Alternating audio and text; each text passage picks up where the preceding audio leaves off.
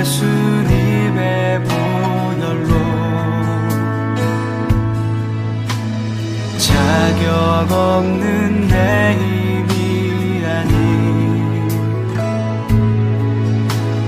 오직 예수님의 보혈로. 성소 앞 마당에 설치된 이 제단은 제물을 태우는 곳이라 하여 번제단이라 하기도 하고, 또 그것을 놋으로 만들었다 하여 놋제단이라고 성경은 이렇게 말씀하고 있습니다. 이 제단은 가로 세로 각각 5규빗, 그러니까 2.5m의 높이는 약 1.5m로 된 조각목으로 만들고 그 위에 놋을 입히도록 했습니다. 이 제단의 네 모퉁이에는 이처럼 뿔을 만들도록 하였는데, 우리가 이전 성소와 지성소에 있는 물품들을 살펴볼 때에는 그것이 모두 다 금으로 덧입혀져 있었습니다. 그런데 이제 성소 밖에 있는 물품을 이야기를 하시는데 그 물품은 이처럼 놋으로 만들어져 있습니다. 이처럼 놋으로 만들게 하신 데는 그 의미가 있어요. 즉, 이 제단이 상징하는 것은 바로 예수 그리스도입니다. 성경에서 금은 하나님의 영광을 상징하는 것이라면 놋은 하나님의 심판, 즉 심판을 이야기할 때 놋으로 상징되어지는 것이에요.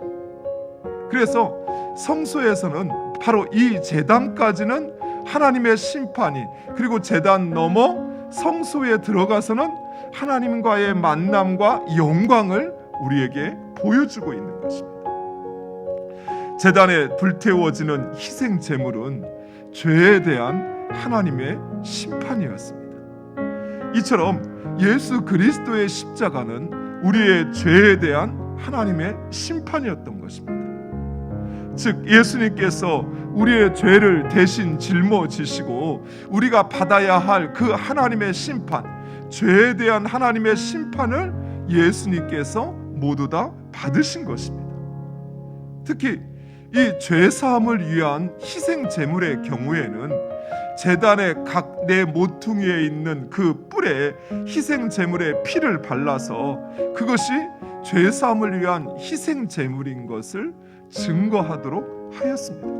이처럼 예수 그리스도께서 십자가에서 그 보혈을 흘려 죽으신 것은 예수 그리스도의 죽음이 그저 힘없는 자의 어떤 약함에 의한 희생이 아니라 바로 우리의 죄를 사하기 위한 희생 제물이었음을 보여주는 것입니다. 오늘 본문에도 그렇고 성경에서도 성막을 설치할 때는 항상 동서로 설치하게 했어요. 항상 그 문을 동쪽으로 내게 만들었습니다.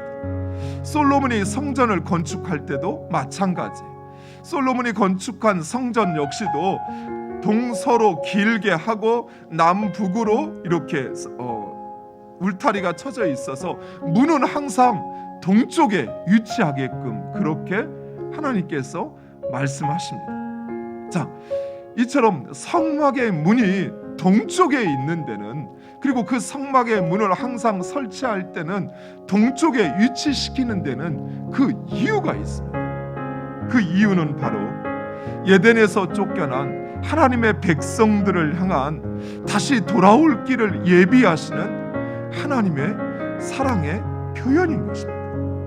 사랑하는 성도, 이처럼 하나님을 떠난 그의 백성들을 포기하고 버리시는 것이 아니라 그들이 다시 하나님께 돌아올 길을 예비할 뿐만 아니라 그들을 기다리고 계신다는 사실을 우리에게 말씀하고 있는, 오직 그 문을 통해서 나아오는 자를 하나님께서 맞이하시는 것입니다. 사랑하는 성도, 예수 그리스도를 믿는다는 거, 그것은 그냥 2000년 전에 이 땅에 예수님이 오셔서 나를 위해서 죽으셨고 그분을 믿으면 구원받는다, 단순히 그런 고백이 아니에요. 그분이 진정 예수 그리스도가 나를 구원하신 하나님의 능력임을, 나의 삶 가운데서 내가 힘들고 내가 지치고 내가 낭망하여 갈 곳 없는 나를 하나님께로 인도하고 나를 구원하시고 나를 일으켜 세우시는 그 하나님의 능력임을 우리가 고백하고 그것을 경험하는 것입니다. 누리는 것입니다. 사랑하는 성도들, 오늘 하루의 삶 속에서도 그 예수 그리스도, 그분을 통하여 하나님 앞에 나아가고 하나님의 능력이신 예수 그리스도를 통하여 그 하나님의 능력을 경험하는 여러분 되시기를 간절히 축원드립니다.